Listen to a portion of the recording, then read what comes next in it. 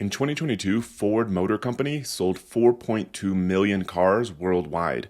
Ford's net profit for that year was negative $2.15 billion. That means it lost $512 per car that it sold. That same year, Ferrari sold 13,221 cars. Its net profit for that year was $1 billion. That means it made a profit of $76,000 per car that it sold. Now, which is a better business? Ford has 173,000 employees to manage to produce its 4 million cars per year, and it's losing money. Ferrari has 4,500 employees, which means that it's 97% less to produce its 13,000 cars per year, making $1 billion in net income. I think the Ferrari business is much better and probably a lot more fun to own and run. Now, usually there's two options in business. You can be on the low cost side or the premium side. If you get caught up in the middle, a lot of times you kind of go nowhere. And so in some businesses, low cost is how you build a massive company. I mean, look at the retail side. Walmart built one of the biggest companies in the world by offering low prices. Amazon built one of the biggest companies in the world offering low prices and big selection. Costco, one of the greatest businesses in the world, low prices. So in retail, being the retail platform, even if it's brick and mortar, seems to work really well being low cost. Technology, platforms, the same thing. Google essentially gave everything away for free or close to free. It's built one of the most successful businesses in history. Facebook essentially gives the platform away for free to users, and it's built also one of the most successful businesses in history. However, those are retail and technology platforms. In consumer product brands, which is typically what we're talking about in e-commerce, low cost is usually not the best option. But why is that? For example, Hermes, if I'm pronouncing that correctly, produces about $12 billion a year in sales. They sell very nice purses and other things, sort of luxury goods. Produces about $12 billion a year in sales with a 28% net profit margin of about $3.5 billion. That's around the same net profit margin as Facebook. One of the greatest companies in the world, uses all the technology. Software is supposed to make everything very inexpensive. Hermes sells luxury goods and produces around the same net profit percentage as Facebook. It's not as big of a business, but still producing $3.5 billion a year in net profit is not a bad deal. One of their products that they're kind of very famous for, the Birkin bag, sells from anywhere, it's a purse basically, that sells from anywhere between $10,000 and $2 million per bag. The average is around $25,000 to $35,000. Now, is that product really that much better quality than a $100 purse you can buy at a department store? It's probably better quality for sure, but is it that much better? Not likely. Their price that they've been able to charge for it is disproportionately higher than the level of quality. And you'll see that all over the place in consumer products. If they can find a way to convince consumers to pay that price, their profit margins are going to be insane. And so another example is the largest company in the world, Apple. They sell premium consumer products. They're not at the low end of that, and they built the largest company in the entire world selling premium consumer products. Now, why does low cost not usually work in consumer products? Number one, we associate price with quality, even if it's not true. This is from thousands of years of mental conditioning and really our entire lives that we've been on this planet. We've been taught that if a product is priced higher, it is higher quality, even though we know that's sometimes not true, but that's our natural association with a higher price, is that it is going to be a higher quality product. And so we have that factor going for us, being on the other end of this, selling consumer products. Number two, the brand matters. So the higher your margins in a consumer product, the more money you can spend on marketing to build a brand. I mean, some of the best luxury goods makers in the world, they spend a ton on marketing to constantly reinforce that their products are worth paying the super high prices. For example, if product A is just as good as product B, even though product B is 20% cheaper, if product A has spent $50 million on marketing itself and associating itself with positive things we love, I mean, look at the great companies like Coca-Cola. They associate their products with having a good time, with pets, with sports, with parties, all those sort of different things. And while we've never heard of product B, we usually won't take the risk, where it's not worth saving 20% because this product A has so much more built-in trust because of all the associations due to their marketing. we're going to choose product A all day long, even though it's slightly more expensive. It's just how we're wired. Brand does matter. And so the higher your margins, the more you can spend on marketing, the more you can build those associations, and really the more you can justify the price that you're charging. Number 3 reason that low-cost products usually don't work in consumer products is functionality isn't all we're after with consumer products.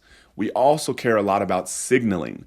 What does buying this thing, owning this thing, wearing this thing, using this thing signal about ourselves to others? And this can mean a lot of different things. It doesn't have to just mean wealth.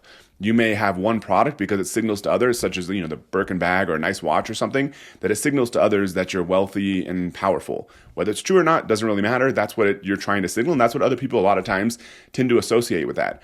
Also, you've seen premium products do well signaling environmentally conscious. And so there'll be a product such as, say, a Patagonia jacket or something like that can cost more than one that's doesn't have all those associations with environmentally sort of friendly practices in Patagonia. You'll pay more for the Patagonia jacket because it tells other people, signals to them that you also care about the environment. So the functionality is not all we're after with consumer products. I mean, to give kind of another car example, there's a car called the Corvette Z06. It's priced at about $105,000. Its 0 to 60 is 2.6 seconds. So if you want a fast sports car at a reasonable price, it's not a bad option. The Ferrari F8 Spider, for example, sells for $324,000, so more than 3 times the price of the Corvette Z06.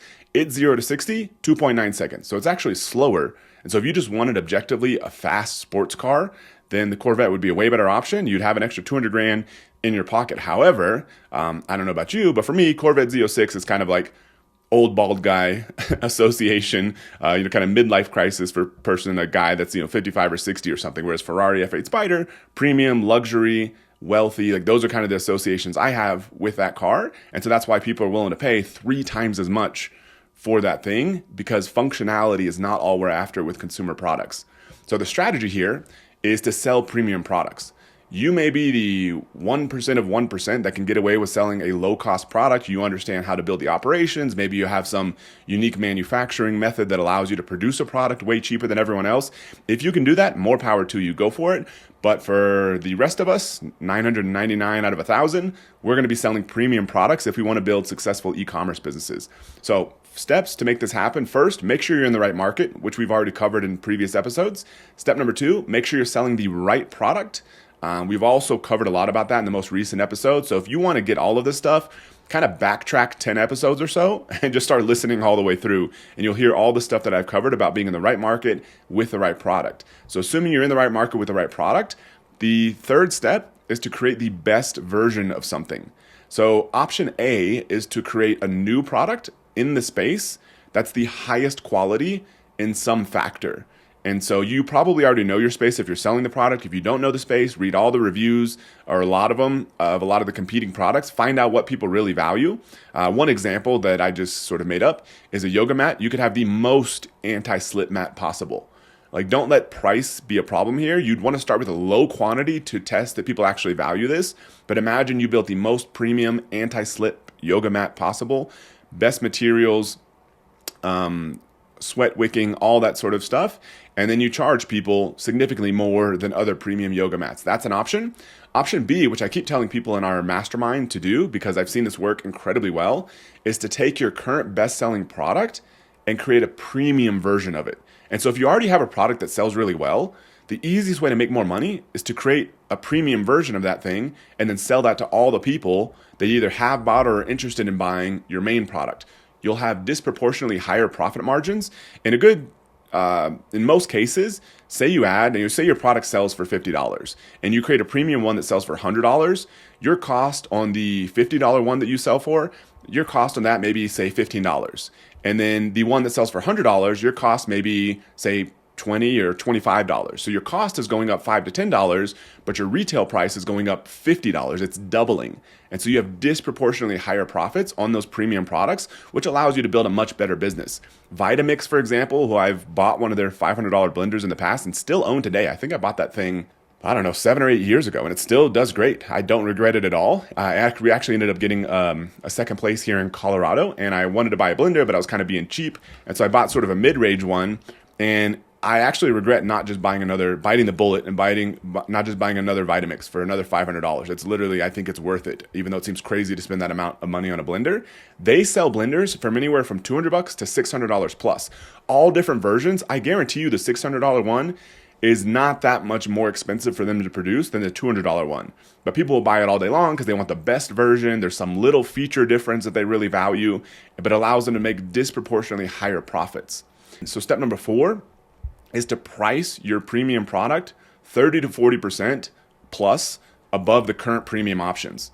To give you an example, basic mayonnaise is $2.87. I just looked this up on Amazon, $2.87 for a little tub of mayonnaise.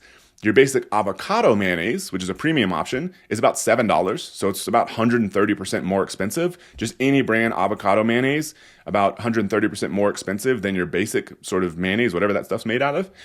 The Primal Kitchen mayonnaise, which is a brand that sold for $200 million a few years ago, their premium avocado mayonnaise sells for about $10. So that's 40% above the already premium avocado mayonnaise category. So they built a premium version of a premium product and they sold their business for $200 million. And so when in doubt, sell premium products, whether you're starting a new product or you're looking to produce more profit in your existing e-commerce business. So in this 30-day breakthrough series, so far we've covered the market, making sure you're in the right market. Second, the merchandise, the products that you sell, making sure you're selling the right products. And this last section of this was making sure you sell premium products to produce the highest profits possible in your business, allow you to scale, allow you to pay yourself more money, hire employees, all those good things. Now it's time to find a huge breakthrough in e-commerce on the marketing side. So that's what we're going to be getting into next.